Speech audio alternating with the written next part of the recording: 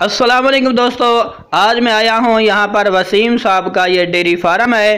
तो आज की वीडियो का जो है ना इंटरव्यू करेंगे। हमारे साथ यूट्यूबर हैं शाहिद भाई।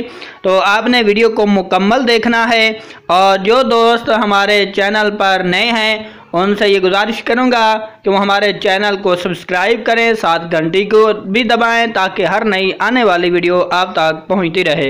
वालेकुम अस्सलाम भाईजान की हाल चाल है? ठीक ठाक अल्लाह का शुक्र है। भाईजान क्या की नाम ਤੁਹਾਡਾ? मोहम्मद अशरफ ਮੁਹੰਮਦ ਅਸ਼ਰਫ ਸਾਹਿਬ, ਤੁਹਾਡਾ ਡੇਰਾ ਕਿੱਥੇ ਵਾਕਿਆ ਹੈ? टिलमौर टाउन।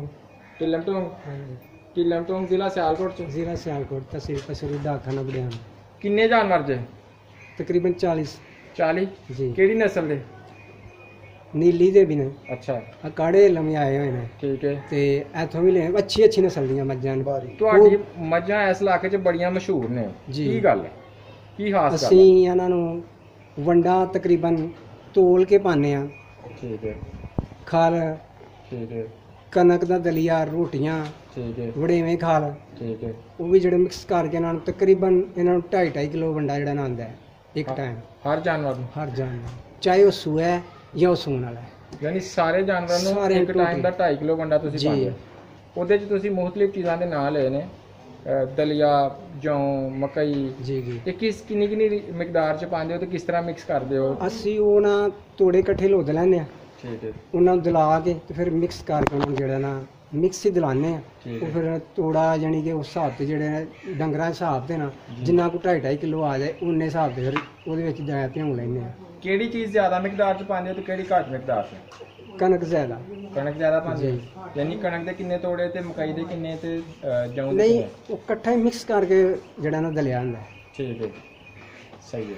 ਹਾਂਜੀ। ਅੱਛਾ, ਤੁਹਾਡੀ ਇਹਨਾਂ ਦੀ ਸਾਰੇ ਦਿਨ ਦੀ ਰੁਟੀਨ ਕੀ ਹੈ, ਸਵੇਰ ਤੋਂ ਲੈ ਕੇ ਸ਼ਾਮ ਤੱਕ ਦੀ? ਅਸਾਂ ਦੁੱਧ ਦੀ ਹਾਂਜੀ, ਨਹੀਂ ਪੱਠੇ ਪਾਉਣ ਦੀ, ਪਾਣੀ ਪਿਲਾਉਣ ਦੀ? ਪੱਠੇ ਸਵੇਰ ਮੈਂ ਇੱਥੇ ਸਵੇਰ ਹੋਣਾ ਠੀਕ ਹੈ ਸੁੱਤਾ ਉੱਠਣਾ 4 ਵਜੇ ਮੈਂ ਉੱਠਦਾ ਨਾ, ਇਹਨਾਂ ਫਿਰ ਮੈਂ ਉੱਤੇ ਬੰਨ੍ਹਣਾ, ਠੀਕ ਹੈ ਫਿਰ ਇਹ ਆ ਜਾਂਦੇ ਨੇ ਅਲੀ ਰਜ਼ਾ ਹੋਰੀ, ਠੀਕ ਹੈ ਦੁੱਧ ਚੋਣਾ ਸ਼ੁਰੂ ਕਰ ਦਿੰਦੇ ਆ। ਠੀਕ ਹੈ ਫਿਰ ਥੋੜੀ ਦੇਰ ਬਾਅਦ ਇਹ ਪੱਠੇ ਖਾ ਲੈਂਦੇ ਨੇ ਚਾਰਾ ਜਦੋਂ, ਠੀਕ ਹੈ ਤੇ ਉਹਨਾਂ ਨੂੰ ਫਿਰ ਅਸੀਂ ਤਲਾਬ ਵਿੱਚ ਵਾੜਨੇ ਆ। ਠੀਕ ਹੈ ਫਿਰ ਕੋਈ ਘੰਟਾ ਜਾਂ ਅੱਧਾ ਘੰਟਾ ਵਿੱਚ ਰਹਿੰਦੀਆਂ ਨੇ, ਠੀਕ ਹੈ। ਉਹ ਫਿਰ ਬਾਅਦ ਚ ਅਸੀਂ ਉਹਨਾਂ ਨੂੰ ਇੱਧਰ ਵਾੜੇ 'ਚ ਛੱਡ ਦਿੰਦੇ ਆ। ਅੱਛਾ ਵਾੜੇ 'ਚ ਫਿਰ ਕੋਈ ਘੰਟਾ 2 ਘੰਟੇ ਰਹਿੰਦੀਆਂ, ਜਦੋਂ ਸਮਝਿਆ ਕਿ ਧੁੱਪ ਲੱਗ ਗਈ ਹੈ ਹਾਂਜੀ। ਫਿਰ ਇਹਨਾਂ ਨੂੰ ਤਲਾਬ 'ਚ ਵਾੜਨਾ ਹੈ। ਠੀਕ ਹੈ ਤਲਾਬ 'ਚ ਕੱਢ ਕੇ ਫਿਰ ਇੱਥੇ ਬੰਨ ਦੇਣਾ, ਛੱਡ ਦੇਣਾ। ਠੀਕ ਹੈ। ਵਾੜੇ 'ਚ ਇਹਨਾਂ ਨੂੰ ਛਾਂ ਦਸਤਿਆਬ ਜੀ। ਜਾਂ ਧੁੱਪ 'ਚ ਰਹਿੰਦੀਆਂ? ਨਹੀਂ ਜੀ, ਛਾਂ ਹੈ ਵੀ ਥੋੜੀ, ਲੇਕਿਨ ਜਦੋਂ ਸਮਝਣਾ ਕਿ ਗਰਮੀ ਮਹਿਸੂਸ ਹੋਣਾ ਪਈ ਥੋੜੀ, ਹਾਂ ਹਾਂ ਫਿਰ ਅਸੀਂ ਉਹਨੂੰ ਤਲਾਬ 'ਚ ਵਾੜ ਕੇ ਫਿਰ ਇੱਥੇ ਛਾਵੇਂ ਬਣ ਦਿੰਦੇ। ਠੀਕ ਹੈ। ਤੇ ਫਿਰ ਬਾਅਦ 'ਚ ਅਸੀਂ ਜੀ 1 ਵਜੇ ਜਿਹੜਾ ਨਾ ਜੀ ਇਹਨਾਂ ਨੂੰ ਗਤਾਵਾ ਕਰਨਾ ਸ਼ੁਰੂ ਕਰ ਦਿੰਦੇ, ਤੂੜੀ ਪਾ ਕੇ ਠੀਕ ਹੈ ਉਹ ਵੰਡਾ ਉੱਤੇ ਪਾ ਕੇ। ਠੀਕ ਹੈ 2 ਵਜੇ 2:30 ਵਜੇ ਜਿਹੜੇ ਡੰਗਰ ਅਸੀਂ ਉੱਤੇ ਬੰਨ੍ਹ ਦਿੰਦੇ ਹਾਂ। ਠੀਕ ਹੈ ਫਿਰ ਅਸੀਂ 4 ਵਜੇ ਯਾਨੀ ਕਿ ਇਹਨਾਂ ਨੂੰ ਚਵਾਈ ਫਿਰ ਸ਼ੁਰੂ ਕਰ ਦਿੰਦੇ। ਠੀਕ ਹੈ। ਤੂੜੀ ਦਾ ਤੁਸੀਂ ਦੱਸਿਆ, ਤੇ ਹਰੇ ਪੱਠੇ ਕਿਸ ਟਾਈਮ? ਹਰੇ ਪੱਠੇ ਤੂੜੀ ਦਾ ਗਤਾਵਾ ਜਿਸ ਟਾਈਮ ਖਾ ਲੈਂਦੀਆਂ ਨੇ ਉਸੇ ਟਾਈਮ ਹਰੇ ਪੱਠੇ ਪਾਣੇ ਸ਼ੁਰੂ ਕਰ ਦਿੰਦੇ ਹਾਂ। ਹਰੇ ਪੱਠੇ ਤੇ ਤੂੜੀ ਮਿਕਸ ਕਰਕੇ ਪਾਉਂਦੇ ਹੋ? ਨਹੀਂ, ਜੀ। ਪਹਿਲੇ ਤੂੜੀ ਦਾ ਹਾਂ, ਗਤਾਵਾ ਹੈ, ਹਾਂ। ਫਿਰ ਹਰੇ ਪੱਠੇ ਪਾਣੇ, ਤੇ ਫਿਰ ਉਸ ਤੋਂ ਬਾਅਦ ਚਵਾਈ? ਉਸ ਤੋਂ ਬਾਅਦ ਚਵਾਈ ਸ਼ੁਰੂ ਕਰ ਦਿੰਦੇ। ਜਿਹੜਾ ਵੰਡਾ ਹੈ ਉਹ ਹਰੇ ਪੱਠਿਆਂ ਦੇ ਪਾਉਂਦੇ ਜਾਂ ਨਹੀਂ, ਤੂੜੀ ਤੂੜੀ ਤੇ? ਤੇ ਕਿੰਨੀ ਤੂੜੀ ਤੇ ਕਿੰਨਾ ਵੰਡਾ ਪਾਉਂਦੇ ਹੋ? ਇੱਕ ਤਕਰੀਬਨ ਜਾਨਵਰ ਦਾ? ਕੋਈ 1.5-2 ਕਿਲੋ ਤੂੜੀ ਜਿਹੜੀ ਹੈ ਨਾ ਹੂੰ। ਆ ਜਾਂਦੀ ਹੈ ਇੱਕ ਦਿਨ ਬਾਅਦ। ਤੇ ਵੰਡਾ ਉਹਦੇ ਉੱਤੇ ਹਾਂਜੀ, ਮੈਂ 1.5 ਕਿਲੋ ਤੂੜੀ ਹੋ ਗਈ ਤੇ ਵੰਡਾ ਕਿੰਨਾ ਹੋਇਆ? 2-2.5 ਕਿਲੋ ਵੰਡਾ ਤਕਰੀਬਨ ਇਹਨਾਂ ਨੂੰ ਆ ਜਾਂਦਾ। ਯਾਨੀ ਵੰਡਾ ਜ਼ਿਆਦਾ ਹੈ ਤੇ ਜੀ, ਤੂੜੀ ਤੂੜੀ ਘੱਟ ਹੈ। ਘੱਟ ਹੈ। ਉਹ ਇੱਕ ਜਾਨਵਰ ਨੂੰ ਤੁਸੀਂ ਪਹਿਲੇ ਖਿਲਾਉਂਦੇ ਹੋ, ਖਿਲਾਉਂਦੇ ਹਾਂ। ਫਿਰ ਉਸ ਤੋਂ ਬਾਅਦ ਤੁਸੀਂ ਹਰਾ ਚਾਰਾ ਪਾਉਂਦੇ ਹੋ। ਹਰਾ ਚਾਰਾ ਡਾਲ ਕੇ ਉਹਨਾਂ ਨੂੰ ਉਹ ਖਾ ਲੈਂਦੇ ਨੇ। ਹਰਾ ਚਾਰਾ ਇੱਕ ਜਾਨਵਰ ਦੇ ਹਿੱਸੇ 'ਚ ਕਿੰਨਾ ਆ ਜਾਂਦਾ ਹੈ?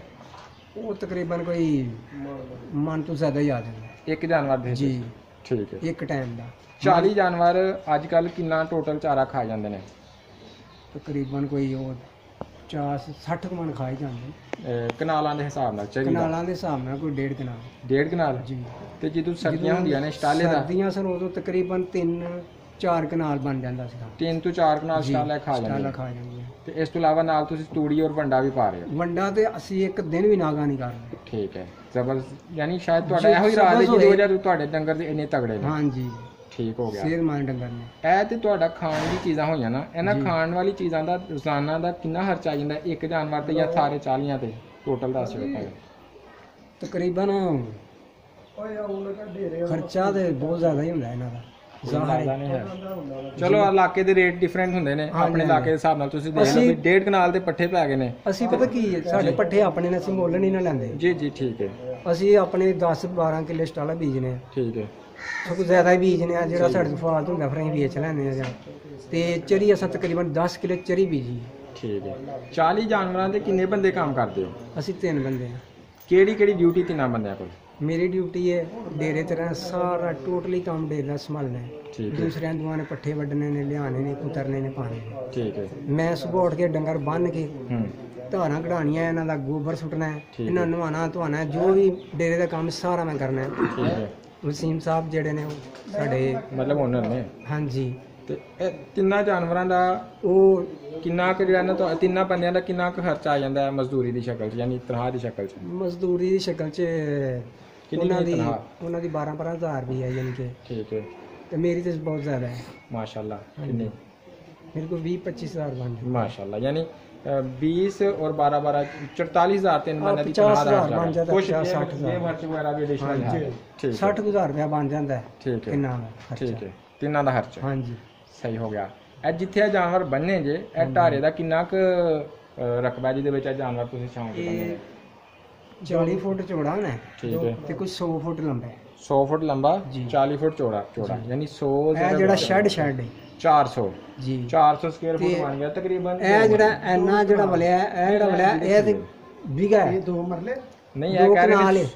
ਸੌਰੀ ਤੁਸੀਂ ਕਿਹਾ ਕਿ 100 ਫੁੱਟ ਲੰਬਾ ਹੈ, ਹਾਂਜੀ, 40 ਫੁੱਟ ਚੌੜਾ ਹੈ। ਹਾਂਜੀ। ਹਾਂਜੀ ਕਿਹਾ ਦੇਣਾ ਹਾਂਜੀ। 4000 ਸਕੁਅਰ ਫੁੱਟ। ਜਗ੍ਹਾ ਇਹ ਜਿਹੜੀ 36 ਹੈ ਸ਼ੈੱਡ ਬਣੀ ਹੈ। ਇਹ 2 ਕਨਾਲ ਜਗ੍ਹਾ 4000 ਸਕੁਅਰ ਫੁੱਟ। ਜੀ ਜੀ ਠੀਕ ਹੋ ਗਿਆ। ਇੰਨੀਆਂ ਦੀ ਤਨਖਾਹ ਹੈ। ਤੁਸੀਂ ਇਹ ਦੱਸੋ ਕਿ ਇਹ ਸਾਰੇ ਕੰਮ ਦੇ ਬਾਅਦ ਉਹ ਤੁਹਾਨੂੰ ਕਿੰਨਾ ਕੁ ਦੁੱਧ ਦੇ ਛੱਡਦੀਆਂ ਨੇ 40 ਮੱਝਾਂ?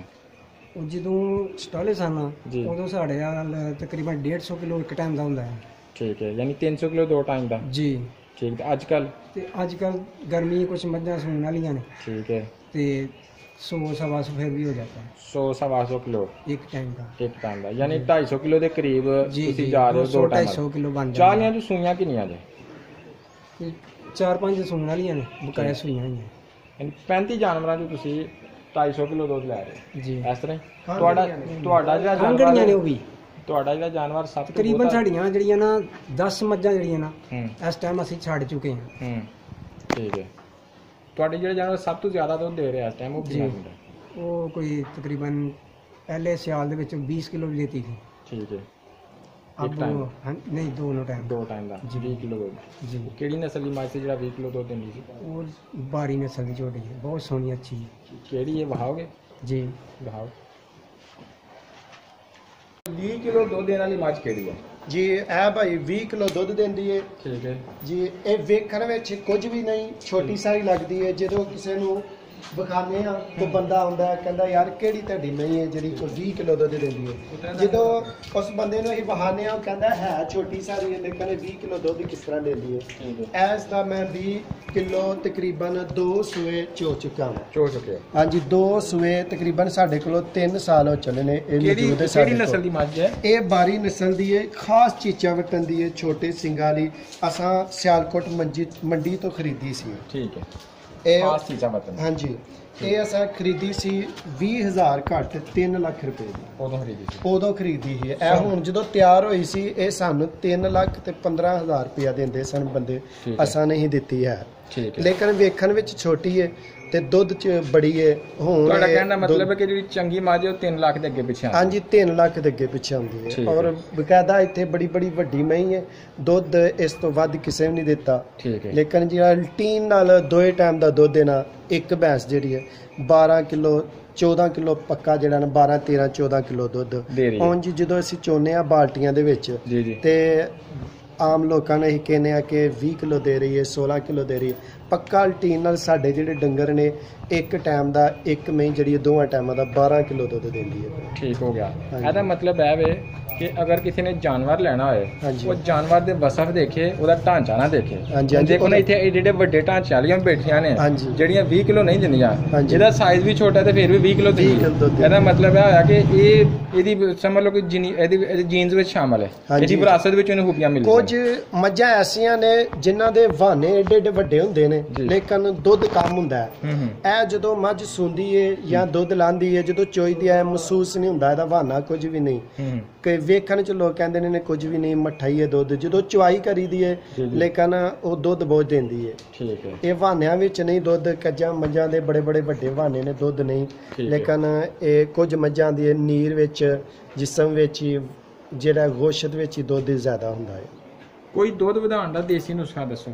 ਦੇਸੀ ਨੁਸਖਾ ਜਿਹੜਾ ਇਹ ਜਿਹੜਾ ਇਹ ਅਸੀਂ ਹੁਣ ਜਿਹੜਾ ਇਹਨਾਂ ਨੂੰ ਵੰਡਾ ਇਸਤੇਮਾਲ ਪੇ ਕਰਨੇ ਆ ਨਾ, ਸਭ ਤੋਂ ਜ਼ਿਆਦਾ ਅਗਰ ਜੇ ਦੁੱਧ ਲੈਣਾ ਹੋਏ ਥੋੜਾ ਚਿਰ ਦਿੰਦੀਆਂ ਨੇ 3-4 ਮਾਹ ਦੁੱਧ ਦਿੰਦੀਆਂ ਰੋਟੀਆਂ ਜ਼ਿਆਦਾ ਪਾਈਏ, ਉਹਦੇ ਨਾਲ ਡੰਗਰ ਖਰਾਬ ਹੋ ਜਾਂਦਾ, ਫਰਾਲ ਹੋ ਜਾਂਦਾ, ਉਹ ਖਲੋਂਦਾ ਨਹੀਂ ਹੈ, ਸੂਣ ਵਾਲਾ ਨਹੀਂ ਹੁੰਦਾ।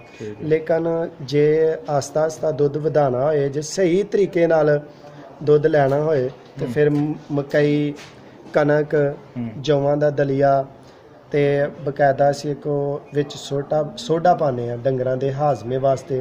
ਹਰ ਡੰਗਰ ਨੂੰ ਇੱਕ ਇੱਕ ਸਟਾਕੀ ਆਏ। ਹੋਰ ਇੱਕ ਪਾਊਡਰ ਉਹ ਵੀ ਵਿੱਚ ਹੀ ਪਾਉਂਦੇ ਆ। ਔਰ ਬਕਾਇਦਾ ਇਹਨਾਂ ਨੂੰ ਜਿਹੜੀ ਕੋੜੀ ਖਾਲ ਵਿੱਚ ਇੱਕ ਦਿਨ ਕੱਢ ਕੇ ਦੂਸਰੇ ਦਿਨ ਜਿਹੜਾ ਡੰਗਰ ਨੂੰ ਇੱਕ ਪਾ ਤੇਲ ਆ ਜਾਏ, ਤੇਲ ਵੀ ਵਿੱਚ ਵੰਡੇ ਦੇ ਪਾਉਂਦੇ ਆ। ਤੇਲ ਵੀ ਦਿੰਦੇ ਆ। ਤਕਰੀਬਨ ਸੂਣ ਵਾਲੇ ਡੰਗਰ ਨੂੰ ਗਰਮੀਆਂ 'ਚ ਕੀ ਦੇਈਦਾ ਸੂਣ ਤੋਂ ਪਹਿਲੇ, ਤੇ ਸਰਦੀਆਂ 'ਚ ਕੀ ਦੇਈਦਾ? ਸਰਦੀਆਂ ਵਿੱਚ ਵੀ ਉਹਨੂੰ ਅਸੀਂ ਤੇ ਜੂਨ ਦੇ ਰੱਖੇ ਨੇ ਡੰਗਰ, ਅਸੀਂ ਇਕੱਠੇ ਹੀ ਉਹਨਾਂ ਨੂੰ ਵੰਡਾ ਪਾਉਂਦੇ। ਅਗਰ ਡੰਗਰ ਦੁੱਧ ਛੱਡ ਦਿੰਦਾ ਤੇ ਉਹਨਾਂ ਸੱਜਰੀਆਂ ਡੰਗਰਾਂ ਦੇ ਨਾਲ ਪੱਠੇ ਖਾਏ ਤਾਂ ਜਦੋਂ ਸੂਹੇ ਦਾ ਉਹ ਦੁੱਧ ਜ਼ਿਆਦਾ ਦੇਗਾ। ਨਹੀਂ ਮਤਲਬ ਕਿ ਮੱਝ ਨੂੰ ਮਹੀਨਾ ਰਹਿ ਗਿਆ ਸੂਣ 'ਚ 2 ਮਹੀਨੇ, ਉਹਨੂੰ ਕਈ ਲੋਕ ਘਿਓ ਦਿੰਦੇ ਨੇ, ਤੁਸੀਂ ਵੀ ਦਿੰਦੇ ਹੋ? ਗਰਮੀਆਂ ਦੇ ਵਿੱਚ ਉਹਨੂੰ ਘਿਓ ਨਹੀਂ ਦੇਣਾ ਚਾਹੀਦਾ। ਅੱਛਾ। ਮੱਖਣ ਦੇ ਲਵੋ, ਮੱਖਣ ਠੰਡਾ ਹੁੰਦਾ। ਬਕਾਇਦਾ ਨਿੰਬੂ ਰਾਤ ਨੂੰ ਚੀਰ ਕੇ ਉਹ ਰੱਖ ਦਿਓ, ਠੰਡੇ ਹੁੰਦੇ ਨੇ, ਉਹ ਦਿਓ। ਤਾਰਾ ਮਿਲਾ ਦੇ ਲਓ, ਇੰਜ ਦੀ ਕੋਈ ਚੀਜ਼ ਦੇ ਦਿਓ। ਜਿਹੜਾ ਕੜਿਆ ਘਿਓ ਹੋਵੇ ਨਾ ਉਹ ਨਹੀਂ ਦੇਣਾ। ਸਰਦੀਆਂ 'ਚ ਕੜਿਆ ਘਿਓ? ਸਰਦੀਆਂ ਦੇ ਵਿੱਚ ਤਕਰੀਬਨ ਮਹੀਨਾ ਰਹਿ ਜਾਏ ਜਾਂ 20-25 ਦਿਨ ਰਹਿ ਜਾਏ ਫਿਰ ਕੜਿਆ ਘਿਓ ਦੇ ਲਵੋ। ਜੇ ਕੜਿਆ ਨਹੀਂ ਹੈ ਡਾਲਟਾ ਦੇ ਲਵੋ। ਠੀਕ ਹੈ। ਸਾੜੂ ਦਾ ਕੋਈ ਦੇਸੀ ਨੁਸਖਾ? ਸਾੜੂ ਦਾ ਦੇਸੀ ਨੁਸਖਾ ਜਿਹੜਾ ਹੈ ਹਲਦੀ ਤੇ ਵਿੱਚ ਗਾਂ ਦਾ ਦੁੱਧ ਉਹ ਪਾਵੋ ਤੇ ਜਿਹੜਾ ਨਾ ਉਹਦੇ ਨਾਲ ਜਿਹੜਾ ਮਜ਼ੀਦ ਫਰਕ ਪੈ ਜਾਂਦਾ। ਠੀਕ ਹੈ। ਅਗਰ ਜੇ ਬਾਦੀ ਨਾਲ ਹੋਇਆ ਹੋਏ ਫਿਰ ਉਹਦੇ ਵਿੱਚ ਮਿਰਚਾਂ ਲਾਲ ਤੇ ਦੂਜੇ ਨੰਬਰ ਤੇ ਉਹ ਤੇਲ ਮਿਲਾ ਕੇ ਨਾ ਉਹਦੀ ਪਿੰਨੀ ਬਣਾ ਕੇ ਤੇ ਜਿਹੜੀ ਇੱਕ ਸਟਾਕੀ ਜਾਂ ਅੱਧ ਕਪਾ ਜਿਹੜਾ ਨਾ ਉਹ ਡੰਗਰ ਨੂੰ ਦਿਓ, ਉਹਦੇ ਨਾਲ ਵੀ ਸੈੱਟ ਹੋ ਜਾਏਗੀ। ਠੀਕ ਹੈ। ਅਗਰ ਕੋਈ ਸੂਆ ਡੰਗਰ ਪਿੱਛਾ ਕੱਢਦਾ ਹੈ ਉਹਦਾ ਕੋਈ ਹੱਲ? ਉਹਦਾ ਵੀ ਠੰਡੀਆਂ ਚੀਜ਼ਾਂ ਦਿਓ, ਉਹ ਸੈੱਟ ਹੋ ਜਾਂਦਾ। ਸੈੱਟ ਹੋ ਜਾਂਦਾ। ਹਾਂਜੀ। ਠੀਕ ਹੈ। ਕੋਈ ਮੱਝ ਦੁੱਧ ਦੇਣ ਵਾਲੀ ਹੈ ਲੇਕਿਨ ਪ੍ਰੋਪਰ ਦੁੱਧ ਨਹੀਂ ਦੇ ਰਹੀ, ਉਹਨੂੰ ਦੁੱਧ ਤੇ ਲਿਆਉਣ ਵਾਸਤੇ ਫਿਰ ਕੀ ਕਰਦੇ ਹੋ? ਉਹਦੇ ਵਾਸਤੇ ਮਸਲਨ ਵੰਡੇ ਪਾਓ, ਪਤਾ ਲੱਗ ਜੇ ਕਿ ਇਹਨੂੰ ਘਰਾਂ ਜਿਹੜਾ ਉਹ ਜ਼ਿਆਦਾ ਦੁੱਧ ਆਉਂਦਾ ਪਿਆ ਜਾਂ ਕਣਕ ਜ਼ਿਆਦਾ ਦਿੰਦੀ ਹੈ, ਤਜਰਬਾ ਕਰ ਲਓ। ਵੰਡਾ ਤਜਰਬਾ ਕਰ ਲਵੋ। ਗੰਡੇ ਵਗੈਰਾ ਉਹਨੂੰ ਗੁੜ ਦਿਓ, ਉਹਦੇ ਨਾਲ ਜਿਹੜਾ ਨਾ ਪੂਰਾ ਹਿਸਾਬ ਕਰ ਲਓ। ਠੀਕ। ਹੁਣ ਅਸੀਂ ਚਾਹਾਂਗੇ ਤੁਸੀਂ ਤੁਹਾਨੂੰ ਮਜ਼ੀਦ ਆਪਣੀ ਕੁਝ ਮੱਝਾਂ ਵਿਖਾਓ ਤੇ ਆਪਣਾ ਫਾਰਮ ਵੀ ਵਿਖਾਓ, ਉਹਦੀ ਮੁਖਤਲਿਫ ਚੀਜ਼ਾਂ ਕਿ ਤੁਹਾਡੇ ਫਾਰਮ 'ਚ ਇਹ ਚੀਜ਼ਾਂ ਨੇ।